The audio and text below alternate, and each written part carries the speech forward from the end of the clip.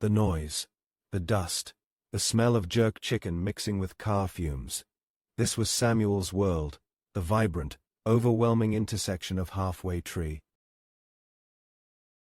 A constant rush of people, each absorbed in their own journey, rarely stopping, rarely truly seeing. Samuel, a boy of about 13, had learned to observe. He learned quickly where to sleep, hidden alcoves and quiet corners that offered a temporary refuge from the ceaseless activity. He knew which shopkeepers would chase him away with sharp words, their faces stern and unyielding, protecting their wares. And which ones, with a glimmer of kindness in their eyes, might toss him a piece of leftover food, a small, invaluable gift.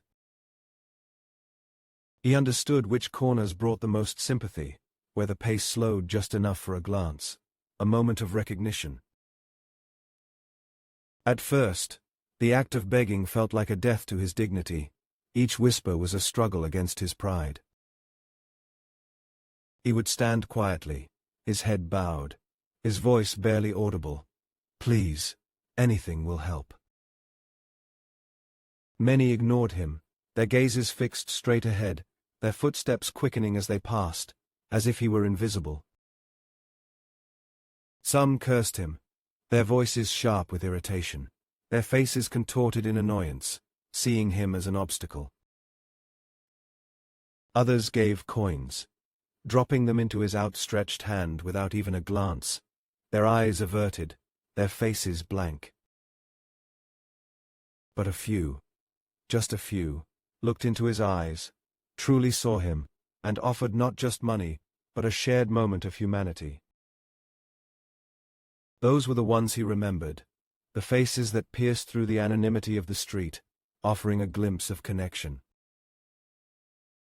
He remembered the old woman with the brightly patterned headscarf, who always offered a small, sweet bun with her coin, her smile crinkling the corners of her eyes.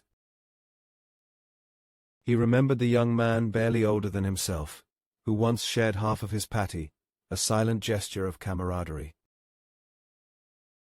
And there was Maria, a kind-faced vendor who sold mangoes, her stall a burst of color and sweetness amidst the urban grit.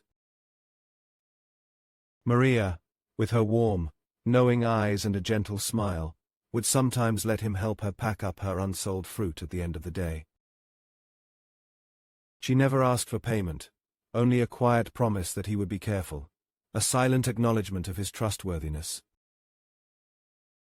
One particularly hot afternoon, the sun beat down relentlessly, making the pavement shimmer, and the air heavy with dust. Samuel felt weaker than usual, his stomach aching, his usual energy drained by the heat and hunger. He found a shaded spot near Maria's stall. Maria noticed his slumped posture, the way his head drooped, and the unusual paleness of his skin, her brow furrowed with concern. "Samuel, you look unwell, child," she said, her voice soft but firm. She offered him a ripe, juicy mango, its skin a vibrant mix of red and gold. "Eat this, it will give you strength." Samuel gratefully accepted, the cool, sweet flesh a balm to his parched throat and empty stomach. As he ate, Maria spoke of her own struggles when she was young, of lean times and hard choices, of the kindness of strangers.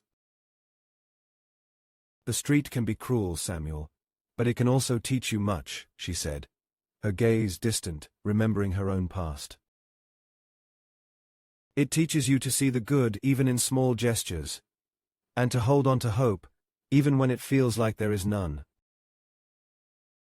Her words, coupled with the nourishment, brought a surprising sense of peace to Samuel.